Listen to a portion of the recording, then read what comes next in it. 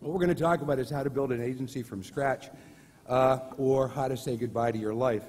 And I have to, this is sort of a disclaimer. I've never had a job in advertising, like a real job working for an agency where someone says, hey, Perkins wants to see you in his office. I've never had a job like that. I was a freelance writer for 16 years, which was a great job. It's better than the job I have now.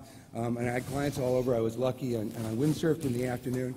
And then I had sort of a wake-up call, and I think an awful lot of people who start agencies start because of an event. And something happens that gives them the impetus to do it. Maybe they get fired. That would be a bad wake-up call. Maybe they inherit a couple $1 million. That would be a good wake-up call. My wake-up call was that my wife got pregnant, and we already had a couple of kids, and she said to me in a very supportive way, you're 39 years old, don't you think maybe you should get a job? So I said, yeah, okay. So we started Crispin Porter Advertising. I started it with a guy in Miami by the name of Sam Crispin, a little agency. This was our logo, done by Alex Boguski when I think he was 12 years old. And we worked very hard for a couple of years, trying to do some good work. And after about 2 years, something amazing happened. We got profiled in communication arts. And this was, I guess, the first really significant lesson we learned about how to build an agency, which is that press is probably the most important thing. And that's why I think award shows like this are great. But they profiled us. This was our creative department then. The two people in the middle were not actually in the creative department then. There were 7 people total. And what really happened here is not like a whole bunch of clients called us. What happened is, all of a sudden, talented kids wanted to work at our place. And that had never happened before. We talked to people and we said, yeah, we have an agency in Miami. And they said, can you get us drugs? All of a sudden, people from as far away as Baltimore said, I want to come and work for you. You guys are doing cool work. So that was an amazing thing, and it taught us also how to hire. We hired for brains, talent, passion, curiosity, and experience in that order. We didn't get our initial people from the usual suspects, necessarily from portfolio schools and stuff like that. We just tried to hire smart kids.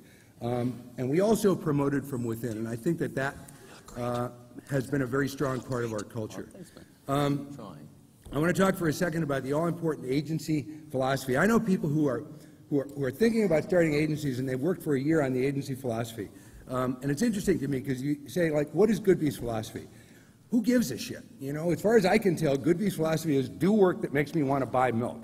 That's a pretty cool philosophy. And I think it's important to remember when you're thinking about philosophies, all agencies say the same thing. I know a lot of agencies. All agencies, including us, say the same thing. If you said to 100 agencies, is the work the most important thing, 92 of them would say yes, and the other 8 would say absolutely. So unless you have a really unique selling proposition, I'd say forget about the philosophy, just do the work. If this is your selling proposition, then that's cool, publish it. In fact, I wish someone had this selling proposition.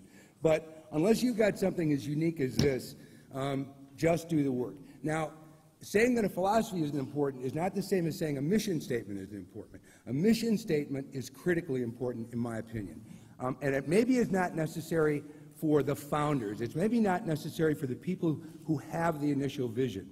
But a mission statement is important for another critical audience. It's the people who come to work for you.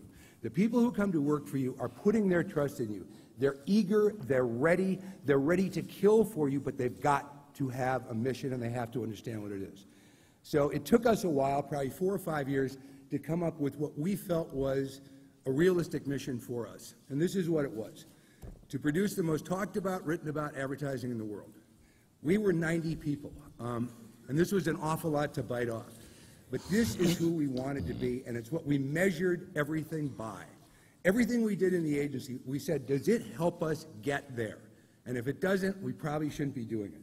And it was interesting because I think that this helped us learn another thing, which is this: ideas that don't get produced are worthless. So we learned that creative is critically important, and creative talent is the single most important thing an agency can have. But ninja account people is the other most important thing, because they're the ones that cause the work to live. And I think that that's why we were able to produce some of the work that we were able to produce. So you got a mission statement, you've already put together a great logo, you have a cool space, you have a press release. Is there really anything else you need? In my opinion, probably, yeah. You probably should start with a client.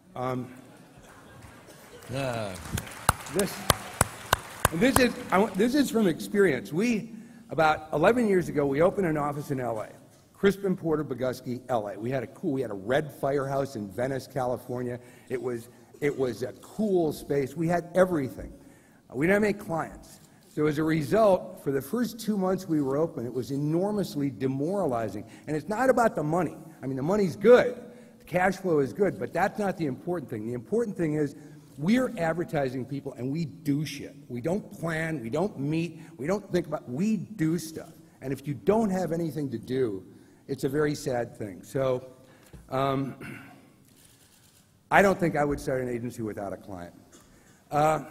Early on, we learned how to get attention with no money. And if you're going to start up an agency, unless you're very, very lucky and you're starting up with, I don't know, Jaguar globally or whatever, you're going to have to learn to get attention with no money. We had retail clients back then. One was a men's store called Rory, and they actually gave us about $60. So this is the commercial we made for them. Okay, first you've got to get a nice suit. The suit is very important because that's how you get her to notice you. Then once you've got her attention, make your move. Subtlety is the key here. So that spot cost about $50. It was shortlisted at Cannes. At the time, we were like, Cannes, where is Cannes? Is that in Mexico? So that's kind of where we were. But it was a cool thing. And as you can tell from the voiceovers, that's the only voiceover we could afford. I also think when you're starting out that it's okay to cheat. And when I say cheat, I mean to do things that other people aren't doing. I don't believe in being dishonest, but I believe in stretching the rules. In the U.S., when you buy direct response TV, it's much, much cheaper than regular TV, but you are required to actually have a product to sell and a 1-800 number to sell it with.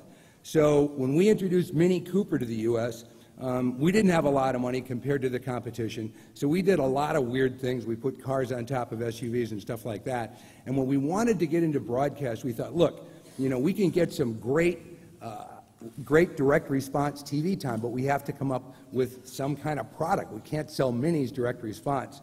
So we made this commercial.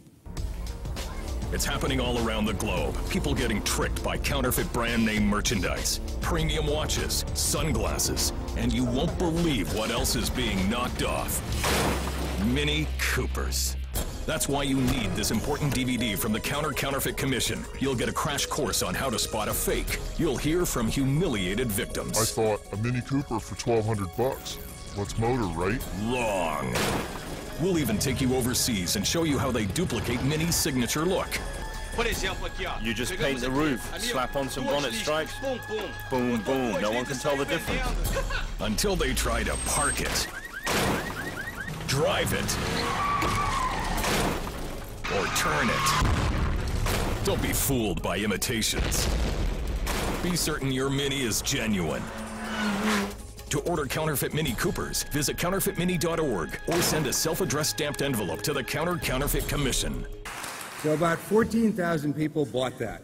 I have no idea who they are. Another thing that we believe in is swimming upstream, and I think emerging agencies are probably better able to do this than established agencies. And what it means is that the closer you can get to the product, the more good you can do for your clients. And Burger King has been a client of ours for a while. And we realized that what really moves Burger King's business quite often is the introduction of new products. So we began to think about new products for Burger King. And we actually, Rob Riley, who's the Chief Creative Officer of the agency today, actually invented a product. It's called a chicken fry, and he worked with the Burger King kitchen. They actually, because, you know, it's driving in the U.S. and people are eating from their car. And so we created it, and Burger King said, yeah, we'll try it. This could be a cool idea. So it's about driving, and it's about eating while you're driving. So we did a little affiliation with NASCAR, and this is the spot we made to introduce the product. Back in the early days, they used to hand me the whole chicken on a pole. You see how we put this chicken on that pole? They'd run that car in there, just stick that chicken right in there in your face.